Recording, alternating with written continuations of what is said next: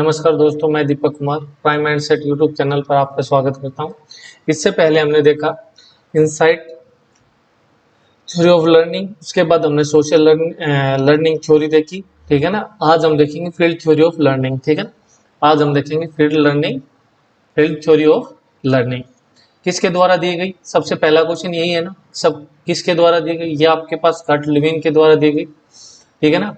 उसके बाद इंट्रोड्यूस कब किया गया, भाई इन्होंने जो अपनी थ्योरी है वो कब इंट्रोड्यूस की, कब दी, तो वो आपके पास 1917 हो जाएगा। इनको क्या किस से नाम से जाना जाता है, father of modern social psychology, ठीक है ना। Father of modern social psychology. अभी मैं आपसे एक क्वेश्चन पूछता हूं कि फादर ऑफ मॉडर्न साइकोलॉजी कौन है। मॉडर्न साइकोलॉजी है आपके पास, उसका फादर कौन है। तो आपके पास फादर ऑफ मॉडर्न साइकोलॉजी कौन हो जाएंगे, आपके पास विलियम वुंड हो जाएंगे। आपके पास क्या कौन हो जाएंगे, विलियम वुंड आपके पास कौन हो जाएंगे, फादर ऑफ मॉडर्न साइकोलॉजी के फादर हो जाएंगे विलियम वुंड, ठीक है ना। उसके बाद इनको फादर ऑफ एक्शन रिसर्च के नाम से भी जाना जाता है, नोन एज, ठीक है। पब्लिकेशन इन्होंने कौन सी बुक दी, प्रिंसिपल ऑफ टोपोलॉजिकल साइकोलॉजी, ठीक है ना। इन्होंने कौन सी बुक दी, प्रिंसिपल ऑफ टोपोलॉजिकल साइकोलॉजी, ठीक है। अल्टरनेटिव नेम्स क्या हो जाएंगे किसके, आपकी जो फील्ड थ्योरी है उसके अल्टरनेटिव नेम हो जाएंगे। एक तो टोपोलॉजी थ्योरी हो जाएगी, कोग्निटिव फील्ड थ्योरी हो जाएगी, ठीक है। Field and psychology space theory हो जाएगी, साइकोलॉजी थ्योरी हो जाएगी। प्लेस चिल्ड्रन डायरेक्शन थ्योरी, आपके पास ये चार नाम हो जाएंगे। एक तो टोपोलॉजिकल थ्योरी, सेकंड आपके पास कोग्निटिव फील्ड थ्योरी, तीसरी आपके पास हो जाएगी फील्ड साइकोलॉजी थ्योरी, और फोर्थ नाम रहेगा आपके पास चाइल्ड डायरेक्शन थ्योरी। भाई ये नाम है, ये आपको याद करने पड़ेंगे, topological theory, cognitive field theory. अब भाई याद तो आप इसके नाम से भी रख सकते हो कि इसने बुक दी प्रिंसिपल ऑफ टोपोलॉजिकल साइकोलॉजी, तो उससे भी याद कर सकते हो कि टोपोलॉजी थ्योरी होगी, कोग्निटिव फील्ड थ्योरी होगी आपके पास, ठीक है ना, फील्ड साइकोलॉजी थ्योरी होगी, चाइल्ड डायरेक्शन थ्योरी होगी, ठीक है ना। आगे बात करें गैसाल्टिज्म एंड कर्ट लेविन अप्रोच, ठीक है ना। अब गैसाल्टिज्म को मानने वाले थे, ठीक है ना, और गैसाल्टिज्म किसके द्वारा दिया गया, मैक्स वर्थिमर के द्वारा दिया गया, ठीक है ना। कर्ट लेविन एज ए गैसाल्टिस्ट, ठीक है ना, कि गैसाल्टिस्ट थे, मानते थे इसको। आप 3K का नाम आपने पहले भी सुना होगा, कोलर, कर्ट लेविन और कोफका, ठीक है ना, ठीक है ना। उसके बाद फादर ऑफ गैसाल्टिज्म भी आपके पास कौन हो जाएंगे, मैक्स वर्थिमर। ये मैं आपको पहले बता चुका हूँ क्योंकि आपके पास पहले आ चुका है। भाई जो आ चुका है वो आपको डेफिनेट याद होना चाहिए यदि आप देख रहे हो तो, अदरवाइज क्या ही कहने आपके, ठीक है ना। ये आपके पास आ चुके हैं। स्टार्टिंग से यदि देखोगे ना तो मोस्टली जब आप 25 या 30 वीडियोस बनेंगी, यदि पहली वीडियो से देख रहे हो ना तो इतनी बार नाम को रिपीट किया आपके सामने, आप भूल ही नहीं सकते। कम से कम भी आपको 50 से 60 नाम याद हो जाएंगे, चाहे नाम लिख के देख लेना भाई तुम, ठीक है ना। उसके बाद जो कर्ट लेविन है उसका पर्सपेक्टिव था, क्या पर्सपेक्टिव था, वो अपोज में था। अनलाइक का मतलब ये है कि वो उनको पसंद नहीं करता था पेवलोव को, क्योंकि पेवलोव ने भी स्किनर एंड अदर गैसाल्टिस्ट, जो गैसाल्टिस्ट और भी हुए हैं, पेवलोव। और पेवलोव ने क्या दिया, पेवलोव कंडीशनिंग थ्योरी दी, स्किनर ने ऑपरेंट कंडीशनिंग थ्योरी दी। Lewin emphasized study the behaviour of children, ठीक है ना। जो आपके पास कर्ट लेविन है उसने एम्फसाइज का मतलब जोर दिया किसके ऊपर, study of behaviour of childrens की, ठीक है ना, चिल्ड्रंस के बिहेवियर के ऊपर जोर दिया, ठीक है। उसके बाद conducted specific experiment on the child behaviour, और उन्होंने क्या किया, उन्होंने कंडक्ट किए स्पेसिफिक एक्सपेरिमेंट किसके ऊपर, चाइल्ड बिहेवियर के ऊपर, एंड इन्वायरमेंटल इन्फ्लुएंसेस, ठीक है ना। तो जो आपके कर्ट लेविन हुए हैं उन्होंने बहुत से एक्सपेरिमेंट किए किसके ऊपर, चाइल्ड बिहेवियर के, क्योंकि ये एम्फसाइज भी करते हैं किसको, चाइल्ड बिहेवियर को, ठीक है ना। तो ये आपके पास क्या हो जाएगा। उसके बाद deep dive in the field theory, गोता लगाते हैं एक बार फील्ड थ्योरी के अंदर, ठीक है ना। द कोर प्रीमिस क्या है आपके पास, the field theory is not just about the behaviour, ठीक है ना। जो आपके पास फील्ड थ्योरी है वो केवल बिहेवियर को रिलेटेड नहीं है, it is about thought and environment, ये थॉट आपके जो सोच है उसको और इन्वायरमेंट, आपके पास जो इन्वायरमेंट है उससे रिलेटेड है। इसका फॉर्मूला आपके पास दिया गया है, फॉर्मूला ऑफ बिहेवियर क्या हो जाएगा, बी से आपका पास बिहेवियर हो जाएगा, एफ आपके पास फंक्शन है, ठीक है ना, function of person and it's environment, कि किस प्रकार के इन्वायरमेंट में वो रह रहा है, ठीक है ना। और पर्सन इंडिविजुअल का मतलब वो उसकी थॉट प्रोसेस से हो गया। जब आप किसी पर्सन को ले रहे हो ना, तो आपने फंक्शंस देखा होगा, जैसे y को आप f ऑफ x लिखते हो कि y क्या है, x का फंक्शन है, ठीक है ना। यदि मैं लिखता हूँ y इजिकल टू, आपने मैथ देखा होगा, x square plus x plus one है आपके पास, ठीक है ना। तो y किसकी फॉर्म में है, x की फॉर्म में, तो मैं इसको लिख सकता हूँ y है ना, y is equal to function of x, y है वो फंक्शन ऑफ x है, और फंक्शन आपके पास क्या हो जाएंगे, x square plus x plus one, ठीक है ना। अब आपको फंक्शन को वन मानते हो, मतलब x की जगह वन पुट करते हो तो वन, ये आपके पास वन है और ये भी वन आ जाएगा, तो y आपके पास क्या आ जाएगा, थ्री, y थ्री है, इसका मतलब फंक्शन ऑफ x आपके पास क्या है, थ्री है, ठीक है ना। तो ये आपके पास क्या है, बिहेवियर है, वो फंक्शन है किसका, पर्सन इंडिविजुअल, मतलब खुद का जो उसका बिहेवियर या थॉट प्रोसेस है उसका, प्लस में इन्वायरमेंट का, ठीक है ना। The person is centre of this formula, person को क्या रखा है, सेंटर के अंदर रखा गया है इस फॉर्मूले के अंदर, ठीक है ना।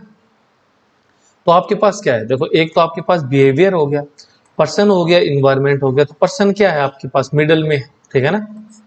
पर्सन क्या हो जाएगा, मिडल में हो जाएगा। उसके बाद अब देखो इसका डायग्राम कुछ इस प्रकार का है कि देखो आपको आगे मिलेगा, इसका नहीं है तो मैं एक बार बता देता हूं कि आपके पास मान लो ये ट्रायंगल फॉर्म बनाई हुई है, ये आपके पास बनेगा बिहेवियर, ये आपके पास इन्वायरमेंट है, और ये आपके पास क्या है, पर्सन, ठीक है। Environment goes to behaviour, environment person को इफेक्ट करेगा और पर्सन बिहेवियर को, तो आपके सेंटर में कौन हो गया, ये आपके पास पर्सन हो गया, ठीक है ना। तो ये आपके पास इसका डायग्राम हो जाएगा। उसके बाद कार्ट लिविन है, उनकी टोपोलॉजिकल डायग्राम दिया गया है, इस डायग्राम को अच्छे से समझ लेना, आगे की चीजें पढ़ने की आवश्यकता नहीं है भाई, ठीक है ना। अब जो ये बाउंड्री दी गई है, ठीक है ना, इसको बाउंड्री ऑफ क्या बोला गया है, लाइफ स्पेस, ठीक है ना। ये आपके पास बाउंड्री दी गई है, बाउंड्री ऑफ लाइफ स्पेस है। लाइफ स्पेस का मतलब ये हो गया जहां आप जिंदगी जी रहे हो, ठीक है ना। ओरिजिनलिटी शो की गई है कि जहां आप लाइफ व्यतीत करे हुए जी रहे हो, वो आपके पास क्या हो जाएगी, बाउंड्री ऑफ स्पेस, यहाँ पे आप अपनी लाइफ जी रहे हो, ठीक है ना। और ये आपके पास क्या हो जाएंगी, जो आउटर बाउंड्री है, ठीक है ना, ये आपके पास फॉरेन स्पेस हो जाएगा, क्या हो जाएगा, फॉरेन स्पेस, फॉरेन स्पेस, मतलब इस स्पेस से आपको कोई लेना देना नहीं है, आप कहाँ रह रहे हो, लाइफ स्पेस के अंदर, जहां आप जिंदगी जी रहे हो वहां रह रहे हो, ठीक है ना। तो ये एक पर्सन है, एक आदमी मान लो, मैं बनाता हूँ आदमी, ठीक है ना, कैसा बना, जैसा भी बना ये आदमी बन गया, इसके हैंड मान लो, और ये लगा देता हूँ पैर, ये कोई पर्सन है, ठीक है। उसको क्या करते हैं, ड्राइविंग फोर्स पर्सन को मूव करती है, ये आपके पास क्या हो जाएगा, बैरियर हो जाएगा, ये आपके पास क्या हो जाएगा, गोल, ठीक है ना। और ये आपके पास फिर से वेक्टर हो जाएगा, रिस्ट्रेनिंग फोर्स हो जाएगा। अब एक पर्सन है, उसको ड्राइविंग फोर्स करेगी अपने गोल की ओर जाने के लिए, है ना। ड्राइविंग फोर्स कर रही है पर्सन को कि चलो अपने गोल को अचीव करो। उसके पास कुछ वेक्टर रेस्ट्रेनिंग फोर्स होती हैं आपके पास, रेस्ट्रेनिंग फोर्स होते हैं। रेस्ट्रेनिंग फोर्स का मतलब होता है जो बाधा डालती हैं, आपको रुकावट करती हैं, किसके अंदर, अपने गोल को अचीव करने के लिए, ठीक है ना। तो ये आपके पास क्या हो जाएगी, रेस्ट्रेनिंग फोर्स हो जाएंगी, जो पर्सन को रोक रही है अपने गोल को अचीव करने के लिए, ठीक है ना। ये आपके पास क्या है, बैरियर है, ठीक है ना।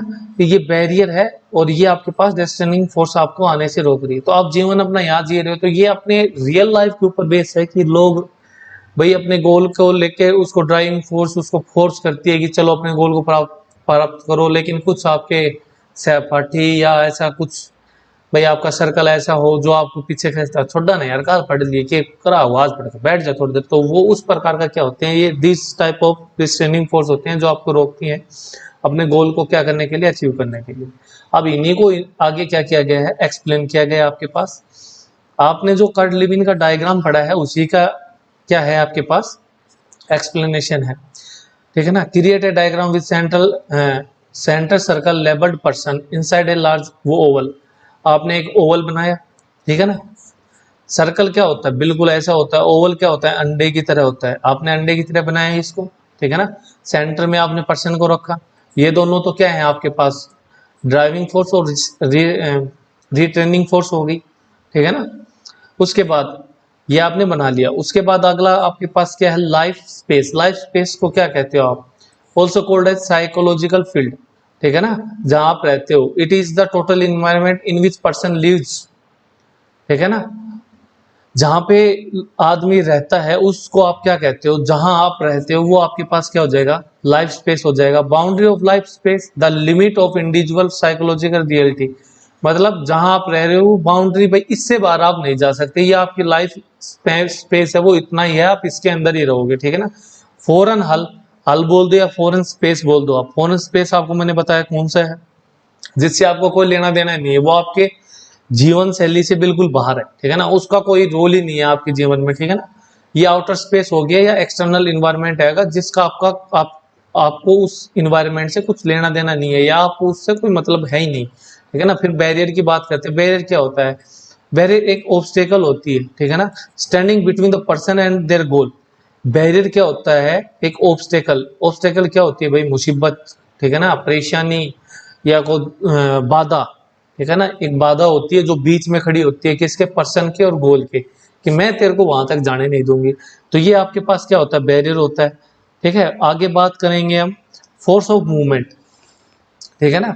अब आपके पास वेक्टर क्या होता है, वेक्टर आपने देखा होगा ना, मैंने लिखा था भाई वेक्टर है, ये आपके पास ड्राइविंग फोर्स है, रिस्ट्रेनिंग फोर्स है। तो ये क्या हो गया vector, a force that influence movement towards or away from a goal. Vector क्या होता है, जो आपको इन्फ्लुएंस करता है गोल की तरफ जाने के लिए या अवे, गोल से दूर जाने के लिए, ठीक है ना। एक प्रकार का फोर्स होता है जो आपको प्रमोट करता है towards moving towards the goal and oppose या अवे फ्रॉम द गोल, दूर जाने के लिए और पास जाने के लिए जो फोर्स आपको इन्फ्लुएंस करता है वो आपके पास क्या हो जाएगा, वेक्टर हो जाएगा। उसके बाद आप देखोगे दो फोर्सेस होते हैं आपके पास, एक तो ड्राइविंग फोर्स होता है, एक रिस्ट्रेनिंग फोर्स होता है। ड्राइविंग फोर्स क्या होता है, take the individual towards the goal. Driving force आपको लेके जाते हैं अपने गोल की तरफ, कि चलो गोल को अचीव करते हैं। लेकिन वहीं पे जो आपके पास रिस्ट्रेनिंग फोर्स होता है वो आपको क्या करता है, take the individual away from the goal. जो आपका रिस्ट्रेनिंग फोर्स है वो इस साइड लग रहा था, गोल आपका क्या था, इस साइड गोल लिखा हुआ था, तो वो आपको क्या ले जा रहा है, गोल से क्या ले जा रहा है, दूर ले जा रहा है। ये आपके पास क्या हो जाएगा, रिस्ट्रेनिंग फोर्स हो जाएगा। अब आपके पास द लॉ ऑफ अचीवमेंट, ठीक है ना। तो आपके पास दो अचीवमेंट के दे रखे हैं। यदि आपका ड्राइविंग फोर्स ज्यादा है किससे, रिस्ट्रेनिंग फोर्स से, तो आप गोल को क्या कर लोगे, अचीव कर लोगे।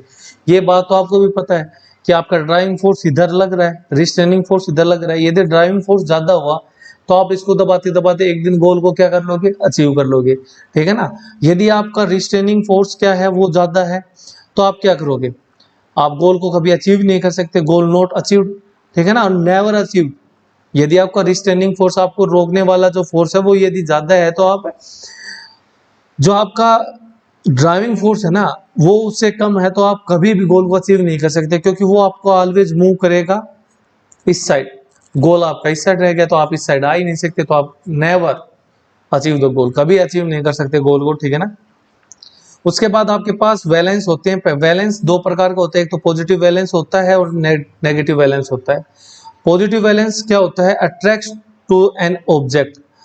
पॉजिटिव वैलेंस है वो अट्रैक्ट करता है किसी ऑब्जेक्ट को, ठीक है ना। और नेगेटिव वैलेंस होता है रिपल्सन बाय द ऑब्जेक्ट, वो क्या करता है, रिपेल करता है किसी भी चीज को फ्रॉम ए ऑब्जेक्ट। कोई भी ऑब्जेक्ट हो गया, पर्सन हो गया, गोल हो गया, किसी भी चीज से वो आपको दूर करता है, वो आपके पास नेगेटिव वैलेंस हो गया। किसी चीज की तरफ लेके जाना, वो आपके पास पॉजिटिव वैलेंस हो गया, ठीक है ना। भाई तेरी बयान आए रहो यदि आपकी शादी नहीं हो रही है, ठीक है ना, तो आपके पेरेंट्स यदि आपको हेल्प करते हैं कि चलो आपकी जो मनपसंद लेडीज है उसके साथ हम करवा देंगे, हम बातचीत कर लेंगे आगे वाले से, तो ये क्या हो गया, पॉजिटिव वैलेंस। और वो करके ना तू ब्याह कर लिया तना मैं बताऊं मेरा घर में बा आएगी तो या तो तू रहा गया मैं तो ये क्या हो गया नेगेटिव बैलेंस। पर सीधी सी बात है जिस चीज को आप पाना चाहते हो उस चीज की और कोई आपको लेके जाए तो वो क्या हो जाएगा पॉजिटिव बैलेंस, और यदि दूर करता है आपको तो वो आपके पास हो जाएगा नेगेटिव बैलेंस। ठीक है ना, समझाने के लिए था भाई, मना घर वाला गलों में गलजी हो यार, हमारे सर्जिया ने कही थी है गैंगी हायरार्की ऑफ लर्निंग। ठीक है ना, गैंगे की हायरार्की ऑफ लर्निंग है। तो देखो नाम आपकी लर्निंग के अंदर ही ऊपर गैंगे हायरार्की ऑफ लर्निंग है, उसके अंदर ही नाम आ गया। किसके द्वारा दी गई, रॉबर्ट गैंगे के द्वारा दी गई, जो अमेरिकन एजुकेशनल साइकोलॉजिस्ट है। कहाँ पे साइकोलॉजिस्ट था वो, अमेरिकन एजुकेशन साइकोलॉजिस्ट है। इनके द्वारा बुक कौन सी पब्लिश की, द कंडीशन ऑफ लर्निंग। आपकी ये बुक पब्लिश की, डेफिनेशन क्या देता है कि ये learning is a change in human ability. ठीक है ना, लर्निंग क्या होता है कि मनुष्य की जो एबिलिटी होती है, जो क्षमताएं होती हैं, जो कैपेसिटी होती है, कैपेसिटी और एबिलिटी का मतलब ये जो क्षमताएं होती हैं उनके अंदर चेंज करना, which persist over a period of time, जो परसिस्ट मतलब एग्जिस्ट करती हैं over a period of time. ये तो है नहीं आप एक दिन में ह्यूमन की एबिलिटी या जो उसकी कैपेसिटी उसको चेंज कर दोगे। ठीक है ना, अब आपकी कैपेसिटी एक गिलास पानी पीने की, मैं एक साथ आपको 5 पिलाऊं तो पी नहीं सकते, आप 8-10 डालोगे, एक गिलास पिया, आज 1.25 गिलास पियेंगे, आज 1.5 पियेंगे, फिर 2 पियेंगे, इस प्रकार आप मूव करते हो। ठीक है ना, persist over period of time, एक पीरियड ऑफ टाइम के अंदर ही वो चेंजेस होते हैं, which is not attribute for a process of growth alone. ठीक है ना, और जो आपके एट्रीब्यूट मतलब कंट्रीब्यूट से लगा लो आप, जो आपकी मदद नहीं करती, केवल प्रोसेस ऑफ ग्रोथ अलोन, केवल आपकी ग्रोथ के अंदर ही मदद नहीं करती वो। ठीक है ना, कि भी आप सोचो भाई चेंजेस हो रहे हैं तो ग्रोथ के अंदर मतलब आपकी हाइट चेंज हो रही है, आईज, हैंड्स का, फिंगर्स का साइज अप हो रहा है, तो केवल ये उसके लिए नहीं बोला, क्योंकि देखो change in human ability and capacity. ठीक है ना, तो आप कभी सोचो भाई ह्यूमन की एबिलिटी और कैपेसिटी के अंदर चेंज हो रहा है तो इसका मतलब बड़ा हो रहा है, तो बड़ा हो रहा है तो कैपेसिटी भी बढ़ रही है। ठीक है ना, तो ये उस ग्रोथ की बात नहीं कर रहा। ठीक है ना, attribute the process of growth alone, केवल ग्रोथ की बात नहीं करना, ये लर्निंग की भी बात कर रहा है। क्योंकि 3 साल का बच्चा है या 4 साल का बच्चा है, आपने उसको बाल वाटिका के अंदर भेजा, वो केवल ABCD ए अनार यहाँ तक सीमित है, इवन मैथ्स की बात करेंगे तो काउंटिंग याद कर लेगा। उसको आप साइन थीटा कोस थीटा पढ़ाने लगोगे तो वो नहीं कर सकता। ठीक है ना, वो क्या करेगा, ये यही बताना चाहता है कि उसकी उस एबिलिटी तक पहुंचने के लिए, ठीक है ना, उस कैपेसिटी तक पहुंचने के लिए it persist A period of time, उसको टाइम लगेगा। वो फर्स्ट क्लास में होगा, सेकंड में, थर्ड में, और आपके 9th 10th में साइन थीटा कोस थीटा आते हैं तो उस तक पहुंचने में उसको कम से कम 10 साल लगेंगे। ठीक है, पीरियड ऑफ टाइम लगेगा उसको। ठीक है ना, गैंगे हायरार्की ऑफ लर्निंग ये आपको बताता है। बात करें आगे, गैंगे ने 8 स्टेप दिए लर्निंग के, और 8 स्टेप में क्या है कि ये आपका ऊपर की ओर क्या करेगा, इंक्रीज, क्या करेगा ऊपर की ओर, ये आपके पास ऊपर की ओर इंक्रीज होगा। तो आपके पास पहला क्या है, सिग्नल लर्निंग। ठीक है ना, अब ये आपको याद करना पड़ेगा किस एस्पेक्ट है आपकी। ठीक है ना, तो सिग्नल लर्निंग क्या होता है भाई, साइंस को देख के लर्निंग करना। ठीक है ना, सिंबल्स के माध्यम से, जैसे आप बच्चे को कोई चीज सिंबल्स के माध्यम से सिखाते हो शुरुआत में बेटा, या आप उसको करते हो खाऊ खाऊ, मतलब कुछ भी चीजें शो करके आप बच्चे को आप सिखाना कुछ भी चीजों को। ठीक है ना, या बोतल हाथ में ली, बेटा दिस इज बोतल, दिस इज फैन। ठीक है ना, जब आप फैन बोलोगे बच्चा फैन की ओर देखेगा तो ये आपके पास सिग्नल लर्निंग हो जाएगा। ठीक है ना, उसके बाद स्टिमुलस रिस्पॉन्स लर्निंग होता है, आप खाने पीने चीजों की लर्निंग कराते हो, उसको चीज दिखा के देखो ये चीज करोगे ना तो आपको ये चीज मिलेगी, है ना, तो वो उसके लिए रिस्पॉन्स करना स्टार्ट करता है। मतलब खाना जो बच्चे को पसंद है, बेटा आइसक्रीम दिलाऊंगा, आज आपको ये बताना है कि ये इसका नाम ये है, इसको ये बोलते हैं, ये बोतल है। ठीक है ना, तो इस प्रकार से फैन है, ये नोटबुक है, बस इतना पता होना चाहिए आपको, ये याद कर लेना कि इसको क्या बोलते हैं बेटा, बोतल। ठीक है ना, तो उस प्रकार से आप जब किसी चीज को, आपको चॉकलेट दिलाऊंगा तो वो आपके पास स्टिमुलस रिस्पॉन्स थ्योरी होगी। फिर चेन लर्निंग आती है, बच्चा उस प्रोसेस से बाहर निकल चुका होता है, जब वो फर्स्ट क्लास या LKG UKG में बैठता है तो एक चेन प्रोसेस स्टार्ट हो जाती है। ठीक है ना, उसके बाद वर्बल लर्निंग। ठीक है ना, वर्बल लर्निंग का मतलब आप बच्चे को बोल के भी लर्न करवा सकते हो, बेटा ऐसा नहीं है ऐसा होता है। ठीक है ना, कुछ चीजें आपको समझानी हो तो वर्बली भी आप बच्चे को बता सकते हो।